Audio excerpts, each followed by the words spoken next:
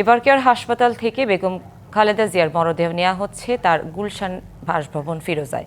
হাসপাতাল থেকে ৩৬শে জুলাই এক্সপ্রেস হয়ে কুড়িল ফ্লাইওভার দিয়ে নৌ সদর দপ্তরের সামনে দিয়ে ফিরোজায় যাবে তার মরদেহবাহী অ্যাম্বুলেন্স। সেখানে আছেন সহকর্মী আরিফুল ইসলাম। সর্বশেষ পরিস্থিতি জানবো তার কাছে। আরিফ, এবারকেয়ার হাসপাতালের সামনের চিত্র কেমন দেখছেন, আইন শৃঙ্খলার পরিস্থিতি কেমন দেখছেন, সব মিলিয়ে বিস্তারিত জানাবেন। নিশ্চয়ই সুনন্দা, যদি একটু দেখাতে চাই যে শেষ মুহূর্তের প্রস্তুতি চলছে এবারকার হাসপাতালের যে মরদেহ বিএনপির চেয়ারপারসন বেগম খালেদা জিয়ার মরদেহ নিয়ে যাওয়ার জন্য যে প্রস্তুতি, সেটা সেই প্রস্তুতিটাই কিন্তু আসলে দেখানোর চেষ্টা করছি। কারণ আমি যদি একটু দেখানোর চেষ্টা করব, সেটা হচ্ছে এসএসএফ এর গাড়ি সহ বিভিন্ন আইনশৃঙ্খলা বাহিনীর তৎপরতা কিন্তু বেড়েছে। কিছুক্ষণের মধ্যেই তার যে মরদেহ গাড়িটি বহন করবে, সেই গাড়িটি কালো কাপড় মোড়ানো, সেটা কিন্তু ইতিমধ্যে ভেতরে প্রবেশ করেছে। এমনকি শেষ মুহূর্তে আপনি দেখতে পাচ্ছেন যে র্যাবের সদস্যরা তারা কিন্তু ভেতরে প্রবেশ করছেন, এমনকি পর্যাপ্ত নিরাপত্তা দিয়ে বা সেই বহরটি যাতে করে নির্বিঘ্নে সেই গুলশানের নিজ বাসভবন, যেখানে তিনি দীর্ঘদিন তিনি ছিলেন, বসবাস করছেন, সেই ফিরোজা, সেখানে কিন্তু নিয়ে যাওয়া হবে। এরই মধ্যে সেক্ষেত্রে আইন শৃঙ্খলা বাহিনীর পক্ষ থেকে যে ধরনের নিরাপত্তা ব্যবস্থা, তার যে ধরনের প্রোটোকলের মাধ্যমে নিয়ে যাওয়া হবে, বিশেষ করে তার গাড়ি বহর বা তার যে মরদেহ গাড়িটি থাকবে, সেই গাড়ির সামনে পেছনে এসএসএফ সহ বিভিন্ন আইন শৃঙ্খলা, বিশেষ করে সেনাবাহিনী, বিজিবি, তাদের যে গাড়ি থাকবে, সেগুলো কিন্তু আসলে তাকে বহরে অংশ নেবে। এবং কি সেই বিষয়টা নিশ্চিত করার জন্য আমরা দেখতে পাচ্ছি যে এখানে আমরা দেখতে পাচ্ছি যে ঠিক রাস্তার সামনে আপনি যদি সোজা একটু যদি দেখানোর চেষ্টা করব, ঠিক ৩০০ ফিটে উঠার যে একদম বরাবর যে রাস্তাটি, সড়কটি, সেটা কিন্তু ফাঁকা করে দেওয়া হয়েছে। এবং কি এই তাকে যেহেতু বের করা হবে, সেই বের করার কারণেই মূলত সীমাবদ্ধ করা হয়েছে যানবাহন থেকে শুরু করে, এমনকি এবারকার হাসপাতালে মানুষের চলাচলও সীমাবদ্ধ করা হয়েছে। আর এক্ষেত্রে যদি আমরা একটু বলতে চাই যে ফিরোজায় যখন নিয়ে যাওয়া হবে, আসলে মূলত ফিরোজাতে সেখানে হয়তো বা 1 থেকে 1.5 ঘন্টা সময় সেখানে রাখা হবে। কারণ হচ্ছে তার পরিবারের সদস্যরা সেখানে তাকে দেখবেন, শেষবারের মতো দেখার জন্যই সেখানে রাখা হবে। কোনো ধরনের নেতাকর্মীদের উপস্থিতি বা নেতাকর্মীদের সেখানে থাকতে দেওয়া হবে। চুল পড়া অনেক কমে গেছে। থ্যাংক ইউ মা। চুলের ভিটামিন জুই মাল্টিভিটামিন কোকোনাট অয়েল, বা সেটারও একটা নিষেধাজ্ঞা রয়েছে।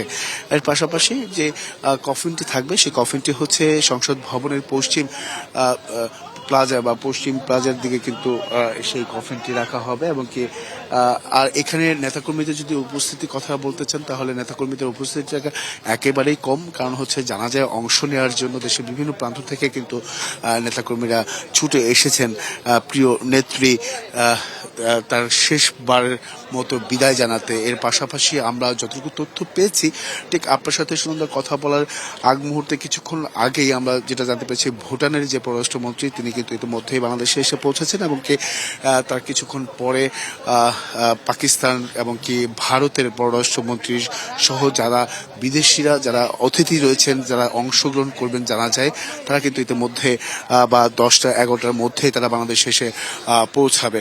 সেই বিষয়গুলো কিন্তু আমরা জানতে পেরেছি।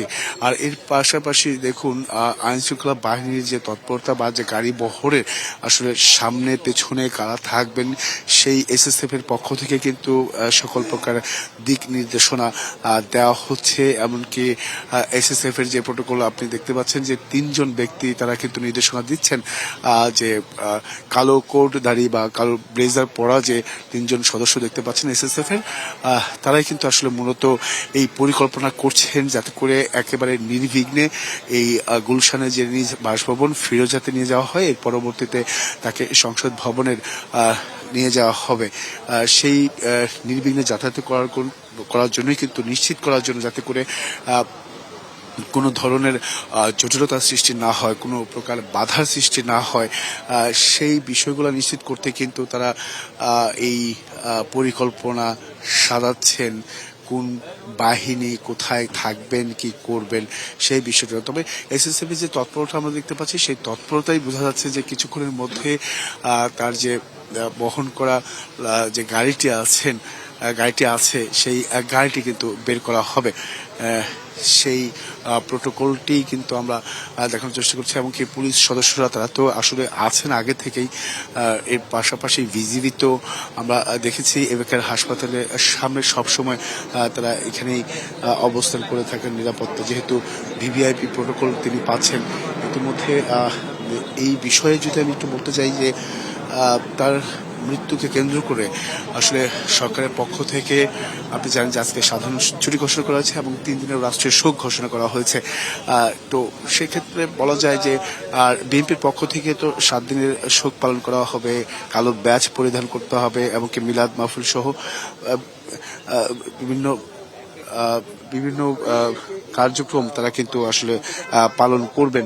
আর এক্ষেত্রে বলা যায় যে আসলে আমাদের একটু অপেক্ষায় করতে হবে যে কতক্ষণের মধ্যে আসলে এই বের করা হয়।